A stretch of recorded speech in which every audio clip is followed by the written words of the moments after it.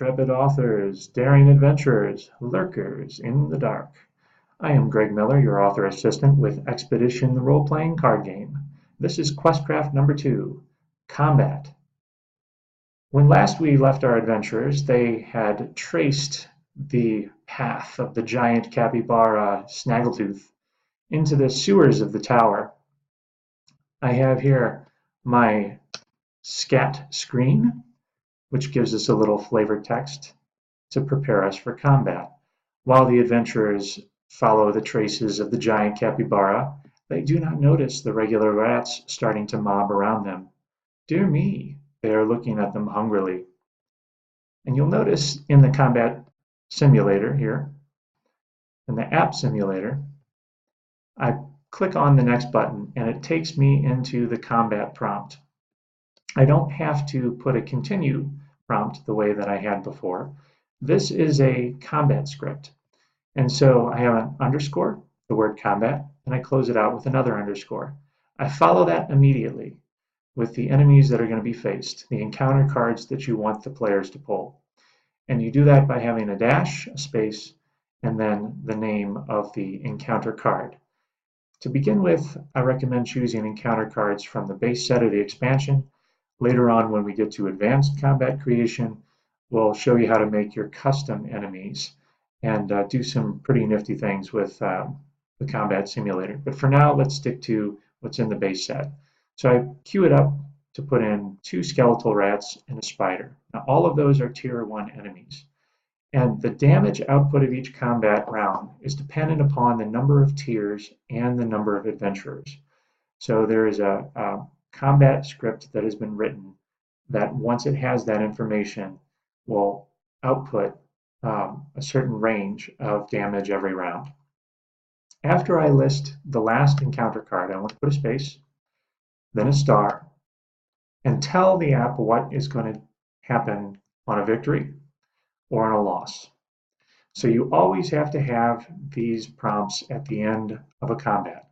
Star, space, on win. It must be that exact wording. And then you can have a variation here with your go-to script, with your pathway. You do not want every pathway at the end of each combat to be labeled the same, because that will confuse the app. It will break your story. So you indent one line, put 2 stars, the words go to, and then as with every other screen, every other pathway that we have built so far, you name it. And you might name your first one Victory 1, and then subsequent combats, you just add a number to the end. That's a very easy way to keep track of the number of combats that you have. You probably want to have a minimum of 2 combat encounters in a quest. It's a relatively short quest. And the length of a combat encounter does start to get longer the more players that you have, and the higher tier value that you have. So some of the longer adventures have 5 combats. That's getting into a 90-minute plus adventure. Now I also want to have a prompt for what happens if the adventurers lose. So I have my star, space, on lose, and then I have another pathway. That pathway again has the go-to, and then the screen name where I want it to take me. You'll notice here that I've coded both of those. So on victory, it takes them to the stink shan't stop. Your life saved by skill of arms, you proceed deeper into the fetid stink, following the claw marks through the goop. And then I have another pathway. This one will take them to their first sighting of Snaggletooth. Now I also have a loss. What happens if they lose? And that one I have named Gnawed. And to give a little bit of variation so that every one of your losses is not generic, I recommend customizing it based on the combat that you've just written. So gnawed and poisoned, you sink into the gray water. We all float down here. A little homage to the movie It. I also want to have an end prompt on my loss screen. That will give players the option of ending the adventure if they need to. So the way that this looks, I'm going to take you through standard combat in the combat simulator. play it from the cursor over here. And let's say we click next. It gives us our instructions, what cards to play, when to play them, etc. We've got the timer. Now, a note about the timer. The length of the timer can be changed in the app itself by any player. It does not have to be scripted by the quest creator. We're going to roll and resolve our abilities. We click next. And let's say we killed 2 of the skeletal rats, leaving us just with 1 spider. So I lower the tier some. I click next. You'll notice it assigns damage to us, and we have a prompt here to increase or decrease the number of adventurers based on who may have died or been added.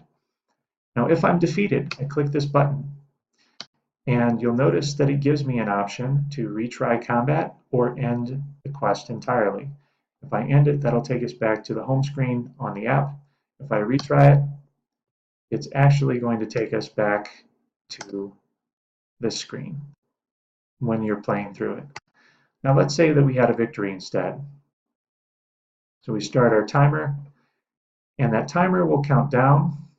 If you go below 0, it assigns extra damage as well.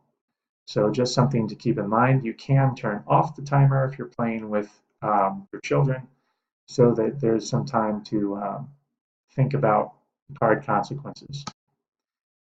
Now let's say we win.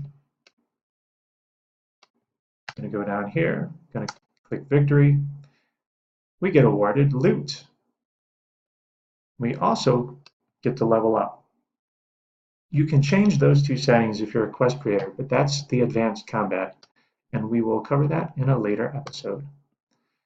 So your life saved by skill of arms, you proceed deeper into the fetid stink.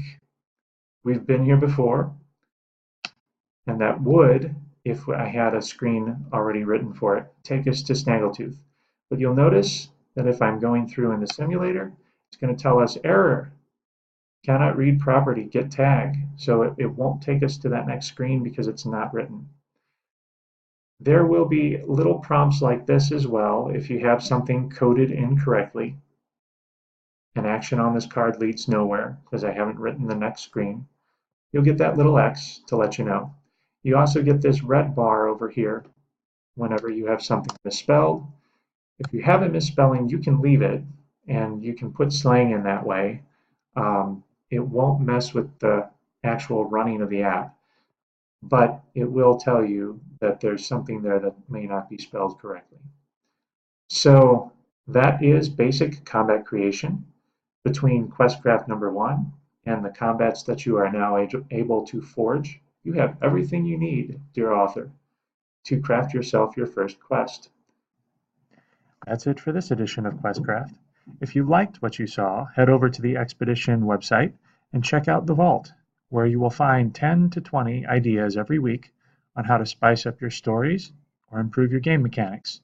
This is Greg Miller with Expedition, the role-playing card game. Thank you and have a good day.